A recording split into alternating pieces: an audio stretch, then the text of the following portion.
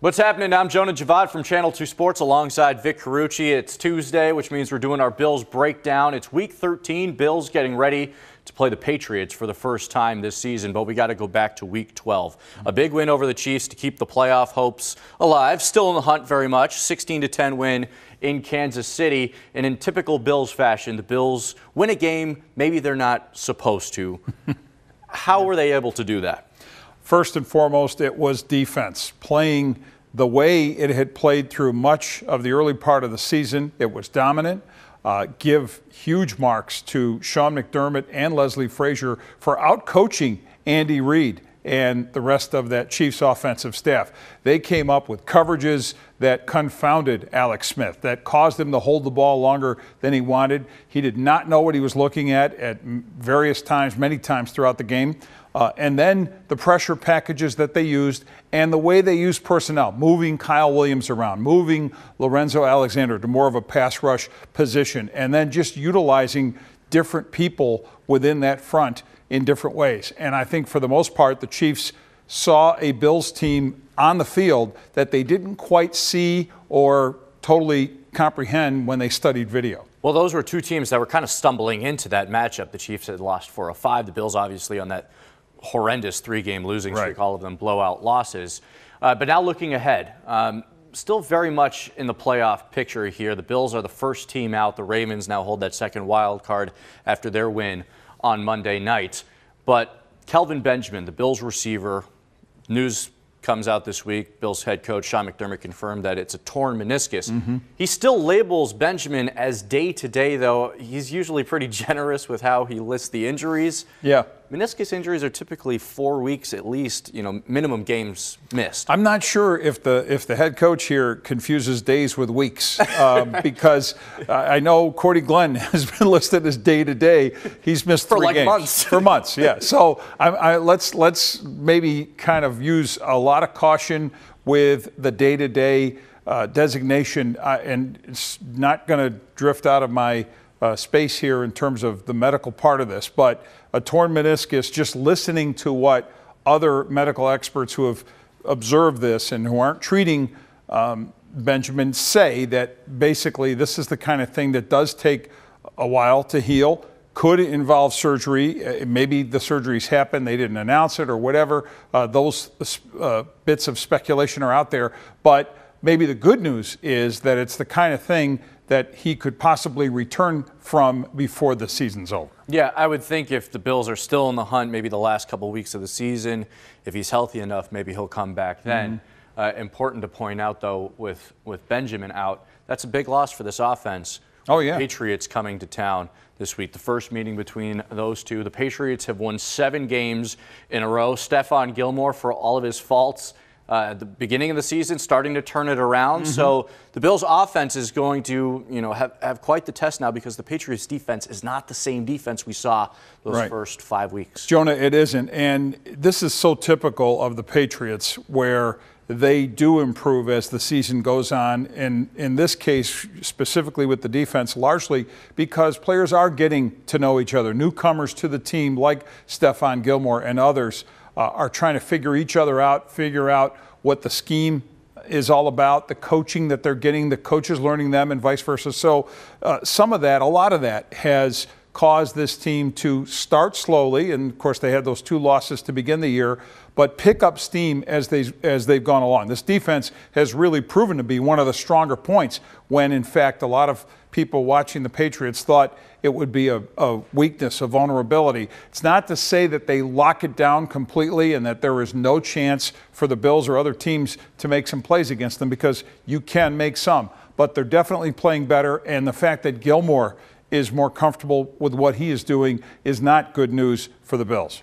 I would expect we see a lot of LaShawn McCoy. Every time he plays the Patriots, he seems to be the primary target for the Bills offense.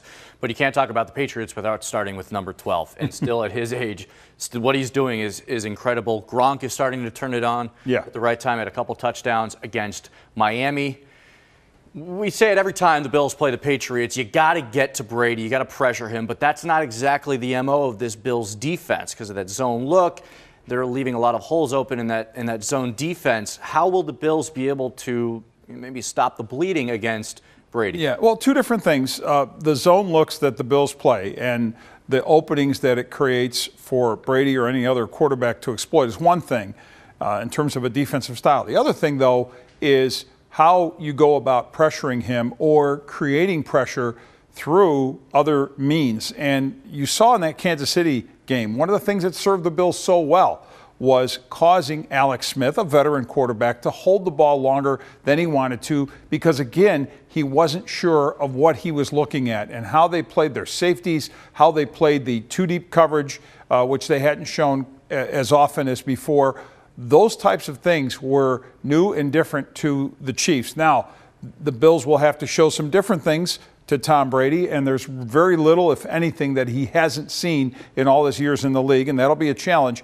But give Sean McDermott a credit again for out-coaching his mentor, Andy Reid. And when you talk about a short list of current coaches who have dominated this league, obviously Bill Belichick's in a league of his own. But the next name that often comes up, Jonah, you know, and I know, is Andy Reid. So I think if he's capable of putting together the game plan that skunked Reid in many ways from an offensive standpoint, from a Chiefs offensive standpoint, I think there's reason to think that he could do enough schematically, McDermott, with his team, with different looks that haven't been there before. Remember, they don't have much coaching history against each other, McDermott and Belichick, and take advantage of some of that to perhaps cause Brady a little bit of hesitation, and that could be just enough to bring the pressure that they desperately need to bring to have any success. So the Bills right now are 6-5, just outside of that wild card spot, as I mentioned.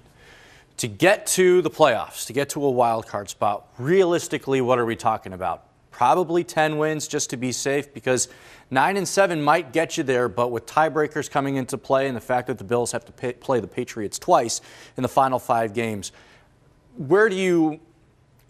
how would you assess the Bills' playoff hopes, I guess, staring with 5 games left? It's definitely all over the lot here, because you look at this AFC and as wide open, as crazy as it's been. There have been times when I was convinced that 8-8 might be enough for the final playoff spot. Maybe that's a little too optimistic for the Bills or any other team. So that 9-7, I think, is a semi, at least, realistic cutoff point. The Ravens winning Monday night didn't help matters, of course, and you still have the Chargers and Chiefs, depending on who you think is going to end up winning that AFC West. But the fact that the Chargers have that tiebreaker head-to-head edge on the Bills is not good if the Chiefs end up winning that division and the Chargers are still very much in the hunt. And then you look at Cincinnati, and that's a team that worries me, because their schedule could play out in ways that they get enough traction to do their annual playoff appearance thing. And again, they have that head-to-head victory against the Bills. So 9-7 may not be enough given those tiebreakers that we always look at. And 10 wins, and I'd felt that early on, 10 wins, as you said, would provide maybe that cushion to just sort of, I'm not going to say give you 100% confidence, but much more than sort of teetering at 9-7 and then hoping a lot of other things work out. In order to get to 10 wins, the Bills would have to most likely, they have to win. They have to beat the Patriots. Yeah, at least once they have to beat the Patriots. Yes. And we're assuming the sweep against the Dolphins, and we're assuming win against the Colts. We're assuming so much for a team that has been out of this for 17 years that people are going to think we're lunatics, but it's what we do. We are. We are. But again, it wouldn't be December without talking Bills playoff hopes and looking at every tiebreaker all the machinations imaginable in the AFC. Vic, thanks for coming in, man. Pleasure. We got a lot more coming your way on Sports Talk Sunday. That's on Channel 2 at 10 a.m. this coming Sunday to get you prepped for Bills-Patriots game number 1 of this season. For Vic Carucci of the Buffalo News, I'm Jonah Javad from Channel 2 Sports. Thanks for watching.